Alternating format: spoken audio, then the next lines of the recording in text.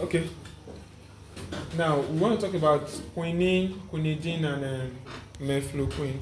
So what we have on the board, we have quinine. That quinine can be used to treat chloroquine-resistant malaria.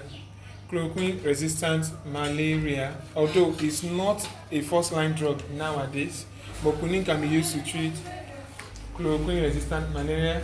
Quinine was derived from that same plant, cinchona tree, or the back of cinchona tree. So it can only cure the erythrocytic phase. That is the phase of the parasitic phase in the blood, in the red blood cell.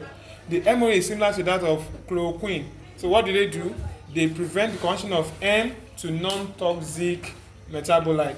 So also we should know that quinine is a adjunctive medication, so it should not be used alone, but must be combined with either a tetracycline, a doxycycline, or a clindamycin. Now, it is well absorbed orally, it undergoes hepatic metabolism, and also excreted via the kidneys. So the route of administration here is oral route. Plasma levels will fall quickly when treatment stops. Some of the adverse effects that are so common with quinine is that it will cause synchronism, tinnitus, headache, visual disturbance, nausea and diarrhea. Along that is the synchronism there. The ringing ear, headaches, visual disturbance, and at times nausea and diarrhea. So it is contraindicated in patients that have tinnitus already or have optic neuritis. So it will also cause hemolysis. So patients with G6PD deficiency should stay off this because it might cause hemolytic anemia. It will also produce quinidine-like effect on the heart. That is, it will enhance atrioventricular conduction. It will enhance atrioventricular conduction. Thereby, it might cause so patients with atrial fibrillation should stay off quinine. It will also cause profound hypoglycemia, which would mean that the sugar level drops so low. There is a risk of fetal harm, that is damage to the auditory nerve, that may lead to deafness in fetus. But usually, you might have to give it because the problem from malaria itself might be higher than what from the harm you get from quinine in the patient, in the mother now. So availability is 324 mg capsule. Adult dose will be 648 mg capsule 3 times a day for 3 to 7 days.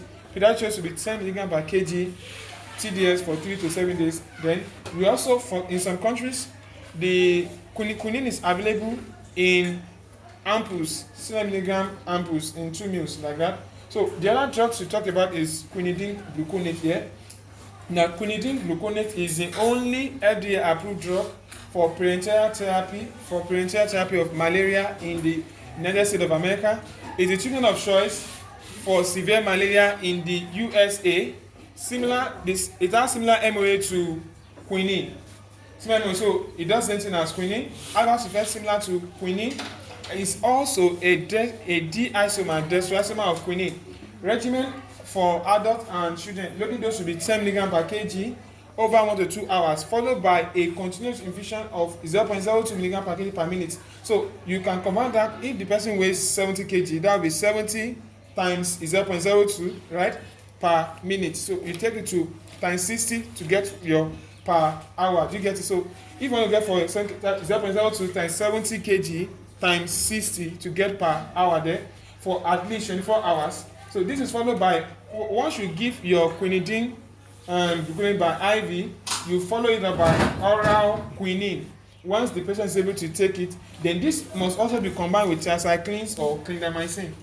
IV quinidine may cause hypotension or acute circulatory failure, so injection must be slowly administered. IV quinidine is more toxic, more catastrophic than quinine. So you have to monitor the CVS parameters of the patient. So then you monitor the QRS complex and the QT interval. So that is for quinidine. So the last